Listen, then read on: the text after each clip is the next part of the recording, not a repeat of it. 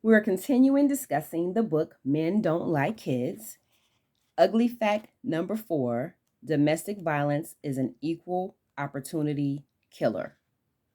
Now, this is a very, very tricky topic to discuss because domestic violence itself is a tricky phenomenon. We are talking in this chapter pretty much about domestic violence where the woman is the victim and a male is the perpetrator. Although we understand that there are various combinations and computations of domestic violence situations and relationships. So we're going to be talking about the woman as the victim and the male as the perpetrator. So what we know from the research is that about 1 in 4 American women experience domestic violence in their lifetime. Now, domestic violence is considered attempts to control another person using everything from intimidation all the way to physical aggression. And so that is the definition we're dealing with. The book has 3 takeaways, as I said, and the first one was about 1 in 4 women, American women, experience domestic violence in their lifetime. Number 2, for someone experiencing domestic violence, the situation typically does not change in a short period of time. Let me say that again. For someone experiencing domestic violence, the situation typically does not change significantly in a short period of time. And then number 3, and this is crucial, the crucial point that I want to make is that children suffer from witnessing domestic violence as much as if they were experiencing it themselves. So, domestic violence typically begins in a progression from less aggressive attempts to intimidate, isolate, and otherwise control a relationship partner. It can then increase to more physical violation of space. So not necessarily physical aggression yet, but a physical violation of space, threats, intentional intimidation, etc. And then it can increase to physical aggression of all types. Now, that is when it progresses. However, physical violence can also come out of nowhere. What is common, regardless of how the domestic violence starts, is that it's not going to end on its own, and it's usually not going to end because the person has apologized. Okay? So, understanding that domestic violence is a situation that most people have to leave in order for it to stop is very important. However, the leaving part is super tricky. So there is this idea, for example, that women will say, well, as long as he is not harming my children, then everything is okay. So there is this idea that children do not have a negative effect from just witnessing domestic violence. But this is not true, that domestic violence is an equal opportunity killer because it kills the soul. Even if it doesn't kill the person, it kills the soul, it kills the self-esteem, it kills peace, it kills harmony. When there's domestic violence in a household, nobody ever gets a chance to relax because there's no telling when the domestic violence is going to resurface. So in those subtle tactics that people use, those are around all the time.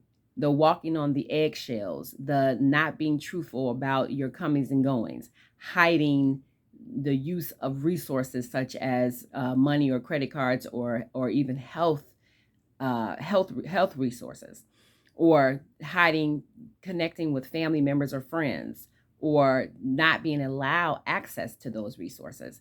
those tactics are ever present, and they are ever destructive.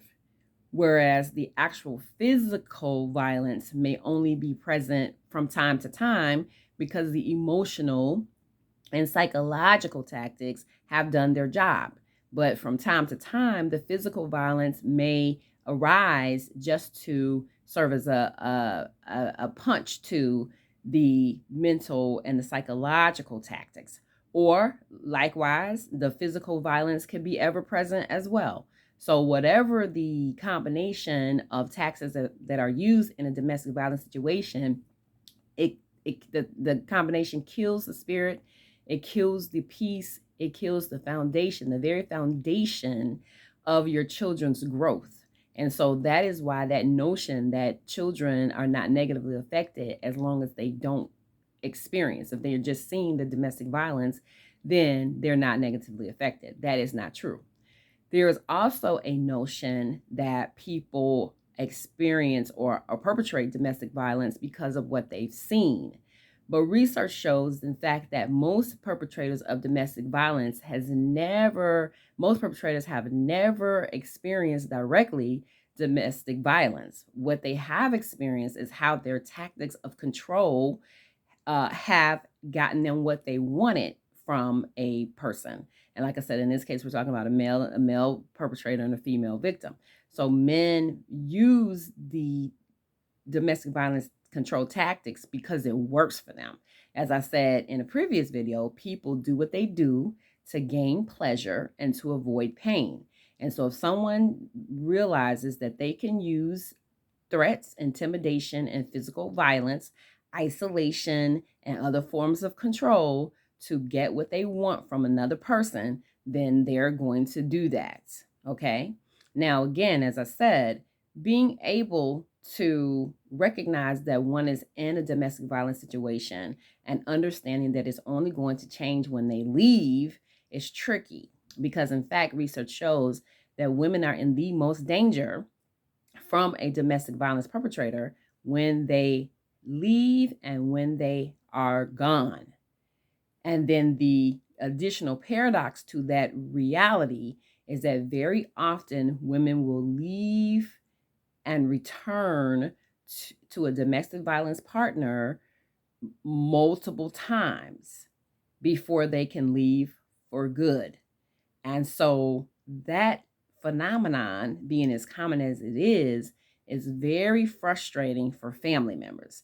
And so very often family members do not know how to support someone who is in a domestic violence situation.